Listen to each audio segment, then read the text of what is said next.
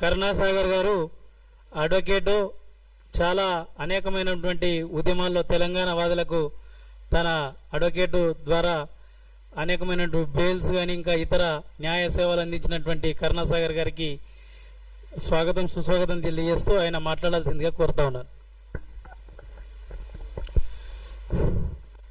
భారత్ మాతా key, Bharat మాతా key. Telangana journalist union ఆధ్వర్యంలో నిర్వహిస్తున్నటువంటి ఈ రౌండ్ టేబుల్ కాన్ఫరెన్స్ కి విచ్చేసినటువంటి ప్రతి ఒక్కరికి నా యొక్క ధన్యవాదాలు తెలియజేస్తూ, నమస్కారాలు తెలియజేస్తూ, చాలా మంది చాలా విషయాలు చెప్పారు.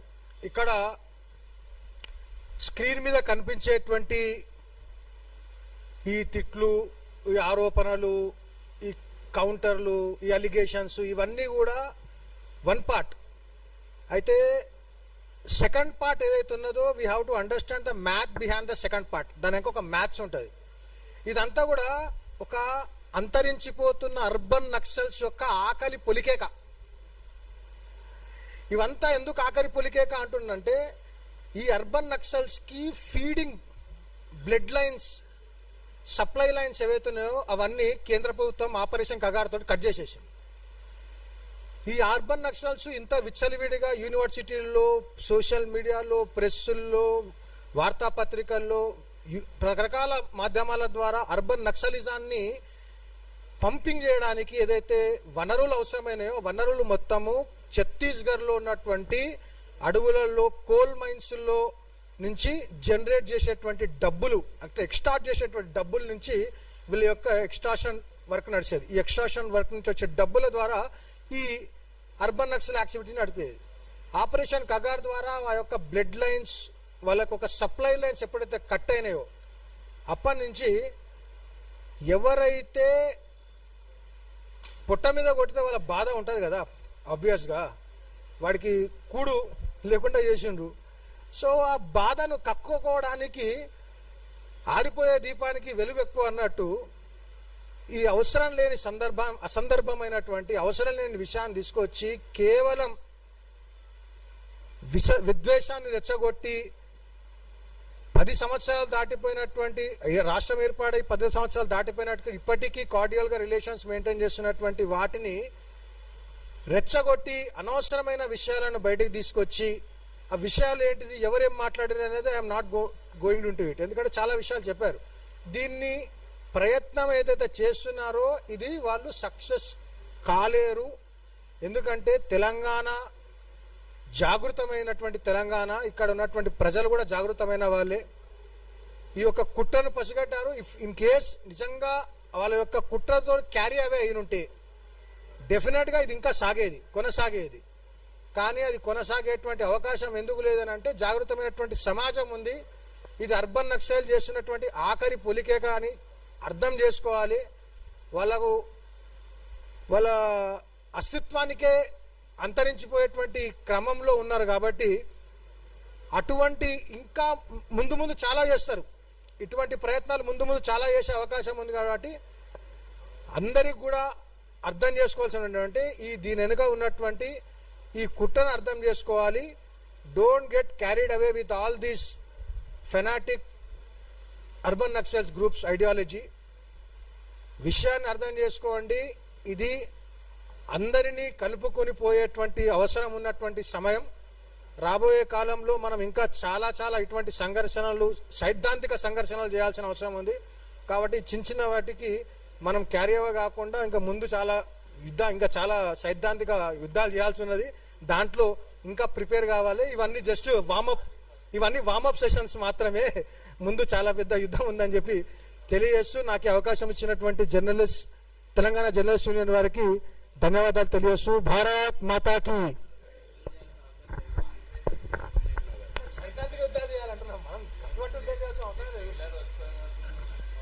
అసలు వారికి ఉన్నటువంటి సైద్ధాంతిక దానికి ముందస్తుగా ఏమనుకుంటున్నారు, అసలు వెనుక ఏమున్నదనే విషయాలు చాలా స్పష్టంగా చెప్పారు.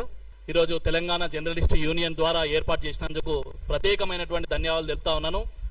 ఇది మనము పదే పెట్టుకోవాల్సినటువంటి అవసరం చాలా ఉందన్న. ఎందుకంటే ఈ తెలంగాణ రాష్ట్రం వచ్చిన తర్వాత ఈ తెలంగాణ రావడానికి కారణం మేము అని భుజాలు తడుపుకుంటున్నటువంటి వ్యక్తులకు ఒక భయం పుట్టాలంటే మనం ఇలాంటి సమావేశాలు ఖచ్చితంగా పెట్టుకోవాలి. ఎందుకంటే ఈరోజు తెలంగాణ వచ్చింది, ఈరోజు టీవీలలో కొంతమంది కూర్చొని, లేకుంటే టీవీల ముందరకు వచ్చి యూట్యూబ్ ఛానళ్ళు పెట్టుకొని, లేకుంటే వాళ్ళు మేము జర్నలిస్టులం అని చెప్పుకుంటున్నటువంటి వ్యక్తులు తెలంగాణ తెచ్చడానికి కారణం మేమే అని చెప్పేసి ముసలి కన్నీరు కారుస్తున్నారు. అయ్యా, అలాంటి వ్యక్తులకు చెప్తున్నాం, తెలంగాణ రావడానికి కారణం మీరు కాదు. ఈ తెలంగాణ రాష్ట్రంలో 1200 మంది యువకులు, నిరుద్యోగులు, విద్యార్థులు బలిదానం అయితే తెలంగాణ వచ్చిందనే విషయాన్ని వాళ్ళందరూ కూడా గుర్తు పెట్టుకోవాలని చెప్పేసి ఒక సందర్భంగా తెలియజేస్తా ఉన్నాను.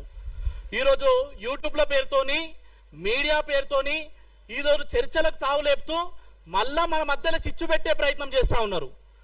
తెలంగాణ కోసం కొట్లాడినాం మనం అందరం కూడా. ఎందుకంటే మా ప్రాంతం మాకు కావాలి, మా నీళ్లు మాకు కావాలి, మా నిధులు మాకు కావాలి, మా ఉద్యోగాలు మాకు కావాలని చెప్పేసి మనం కొట్లాడినాం. విద్యార్థి పరిషత్ నాయకులుగా, విద్యార్థి నాయకులుగా ఇక్కడనే మురళీ సార్ గారు ఉన్నారు. మా ద్వారా మమ్మల్ని విద్యార్థులను పెట్టి రణబేరి కార్యక్రమం, నా రక్తం నా తెలంగాణ కార్యక్రమాలన్నీ కూడా ఏర్పాటు చేయడంలో అందరం కూడా కీలక పాత్ర పోషించడం జరిగింది.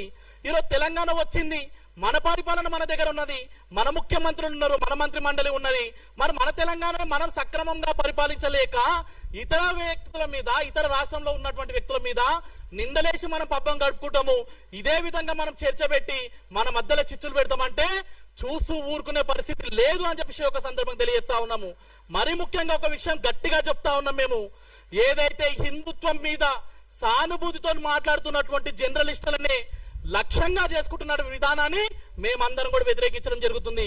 అదే విధంగా పవన్ కళ్యాణ్ గారు కావచ్చు, మరే ఇతర జాతీయ స్థాయిలో నాయకులు కావచ్చు, హిందువుల కోసము, హిందూ దేవి దేవతల కోసము, హిందూ దేవాలయాల కోసము ఎవరైతే మంచిగా మాట్లాడుతున్నారో అలాంటి వ్యక్తులనే టార్గెట్ చెయ్యాలని ఒక లక్ష్యంతో ఈ యొక్క లెఫ్టిస్ట్ భావజాలంతో ఉన్నటువంటి ఎవరైతే మీడియాతో వస్తున్నారో వాళ్ళకు రాబోయే రోజులలో సరైనటువంటి గుణపాఠం చెప్పడానికి మాలాంటి సైనికులు సిద్ధంగా ఉన్నారని చెప్పేసి ఒక సందర్భంగా తెలియజేస్తా ఉన్నాను. చివరిగా ఒకటి చెప్తా ఉన్నాం, ఇక్కడ మేధావులందరూ కూడా చాలా మంది ఉన్నారు, చాలా విషయాలు మాట్లాడాల్సిన అవసరం ఉన్నది. కాబట్టి నేను ఒకటి చెప్తా ఉన్నాం, మీకు చిత్తశుద్ధి కనుక ఉన్నట్లయితే ఈ తెలంగాణ రాష్ట్రం వచ్చిన తర్వాత, తెలంగాణ రాష్ట్రం వస్తే ఎవరెవరు భక్తులు బాగుపడతాయి అన్నారు, మాలాంటి నిరుద్యోగుల యొక్క బతుకులు బాగుపడతాయి అని చెప్పేసి అన్నారు. నిరుద్యోగులదే కాదు, విద్యార్థుల యొక్క జీవితాలు బాగుపడతాయి అనేసి అన్నారు. మా యొక్క నియామకాలన్నీ కూడా మాకే దక్కుతాయన్నారు. మరి అలాంటి నియామకాలు ఇవ్వనటువంటి టిఆర్ఎస్ పార్టీని గల్లబట్టి రోడ్డు మీదకి గుంజాల్సినటువంటి అవసరం ఇక్కడ ఎవరైతే లెఫ్టిస్ట్ భావజాలతో ఉన్నటువంటి జర్నలిస్టుల మీద ఉందని చెప్పేసి ఒక సందర్భంగా తెలియజేస్తా ఉన్నాను.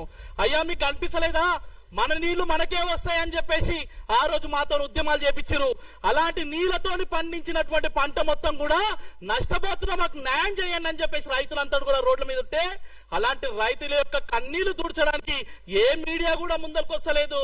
ఈ యొక్క లెఫ్టిస్ట్ భావజాలతోని పవన్ కళ్యాణ్ ఇష్యూని ముందరు తీసుకొని వస్తున్నారే తప్ప అలాంటి రైతుల యొక్క కన్నీళ్ళని తూడ్చడానికి ఏ జర్నలిస్టు కూడా ఆ యొక్క లెఫ్టిస్ట్ భావజాలం ఉన్నటువంటి వ్యక్తులు కూడా ఎవరు కూడా ముందరకు వస్తలేరు. చివరగా చెప్తా ఉన్నాం, తెలంగాణకి ఏమైనా బాగుపడాలన్నా, తెలంగాణ మంచి జరగాలన్నా కూడా భిన్నత్వంలో ఏకత్వం ఉండాలి, అందరూ కలిసి కట్టుగా రావాలి. ఈ తెలంగాణ కోసం ఆ టిఆర్ఎస్ పార్టీ, కాంగ్రెస్ పార్టీ చేసినటువంటి తప్పులని మీరు మీడియా ముందు పెట్టే ప్రయత్నం చేయండి. అంతే తప్ప వ్యక్తుల మధ్యలో ద్వేషాలు రెచ్చగొట్టేటువంటి ప్రయత్నం చేస్తే విద్యార్థి నాయకులుగా, రాజకీయ నాయకులుగా మేము ఎక్కడ కూడా చూసి ఊరుకోమని చెప్పేసి ఈ యొక్క వేదిక మీకు హెచ్చరిస్తూ ఇలాంటి అవకాశం ఇచ్చినందుకు ఇక్కడ కూర్చున్నటువంటి పెద్దలకందరూ కూడా పేరు పేరున ధన్యవాదాలు చెప్తూ ముగిస్తున్నాను. జై హింద్, జై భారత్.